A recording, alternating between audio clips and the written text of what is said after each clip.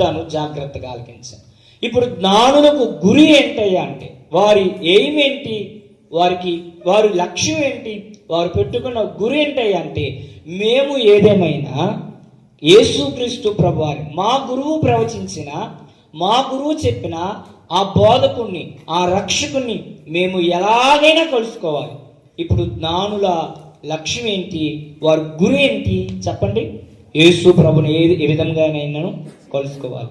ఇప్పుడు జ్ఞానులు అని చెప్పబడిన వారు దైవ జ్ఞానులు ఎలా అయ్యారు? ఇప్పుడు చాలా చక్కగా చెప్పారు. నేను చెప్పాలనుకునే కూడా చెప్పారు ఇందాడు ఎవరో సార్, చాలా మంచి విషయాలు చెప్పారు. జ్ఞానులు దైవ జ్ఞానులు ఎలా అయ్యారు? ఇది మీ అందరూ చదువుకోవడం ఎందుకంటే మీరు అందరూ చెప్పారు జ్ఞానము అని. మీ అందరూ జ్ఞానులే, జ్ఞానం పొందుకోవడానికి ఇక్కడ వచ్చారు. జ్ఞానం ఇతరులకు బోధించడానికి ట్రైనింగ్ అవుతున్నారు.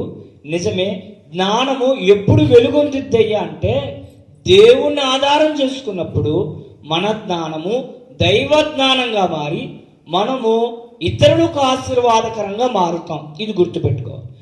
జ్ఞానం ఉంటే సరిపోదు, జ్ఞానాన్ని ఆశీర్వాదకరంగా ఉపయోగకరంగా వాడుకోవాలంటే దైవ జ్ఞానము కావాలి.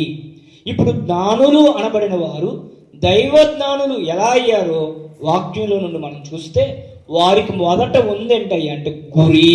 చెప్పండి, వారు ఏం కలిగి ఉన్నారు? ఇక్కడికి వచ్చి వాక్యం వింటున్న వారులారా, సెమీ క్రిస్మస్లో పాల్గొంటున్న వారులారా, ఇక్కడున్న విద్యార్థులైన మీ అందరికీ ఏముండాలో తెలుసా? గురి ఉండాలి. ఏముండాలి? గురి లేని బ్రతుకు గుడ్డి బ్రతుకు అన్నాడు ఒక భక్తుడు. గురి లేని జీవితం గుడ్డి జీవితం అన్నాడు ఒక భక్తుడు. ప్రియులరా, మీ అందరికీ గురి ఉండాలి, లక్ష్యం ఉండాలి.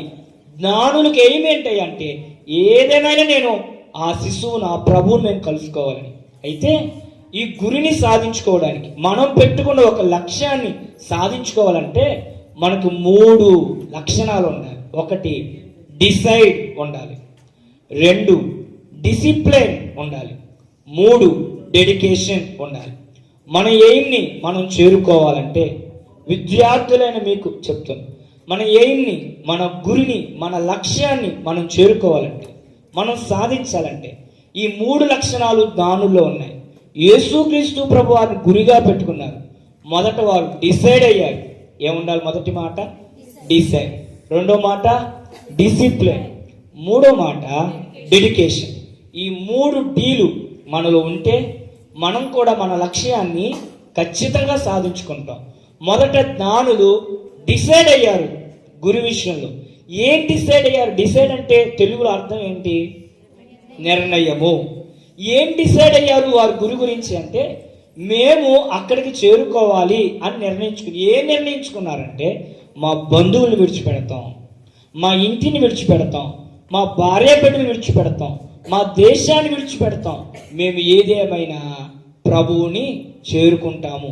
ముందు వారు విడిచిపెట్టడానికి ఇష్టపడరు. ఏం చేశారు? విడిచిపెట్టడానికి నిర్ణయించుకుని ఏం డిసైడ్ అయ్యారంటే, నా భార్య అయినా, నా బిడ్డలైనా, నా తల్లిదండ్రులైనా, మా దేశమైనా, మా రక్త సంబంధులైనా, మేము మా గురిని చేరుకోవాలంటే మాకు అడ్డుగా వచ్చి అందరినీ మేము ముందేం చేయాలి? వదిలిపెట్టాలి అని డిసైడ్ అయ్యారు.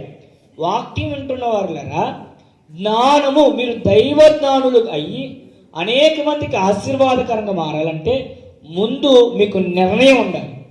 డిసైడ్ అయ్యారా మీరు మీ గురిని చేరుకోవడానికి? మీ గురిని చేరుకోవడానికి వారికి వారి కుటుంబం అడ్డు, వారి దేశం అడ్డు, వారికి ఉన్న పరిస్థితులన్నీ అడ్డు, వారికి ఉన్న అడ్డులను వదిలిపెట్టడానికి ఇష్టపడ్డారు. ఇదిగో మీరు కూడా ఏం నిర్ణయించుకోవాలంటే, మీ లక్ష్య సాధనలో మీకున్న ఆటంకం ఏంటో అది వదిలిపెట్టడానికి మీరు నిర్ణయించుకోవాలి. ఏ నిర్ణయం? సోమరితనం ఉంటుంది కొంతమందిలో, అది విడిచిపెట్టడానికి నిర్ణయించుకోవాలి. ఏదో ఒక అవలక్షణం ఉంటుంది, కోపం ఉంటుంది, అది మీ గురిని చేరనవదు. నిద్రమొత్తుంటుంది, అది మీ గురిని చేరనవదు.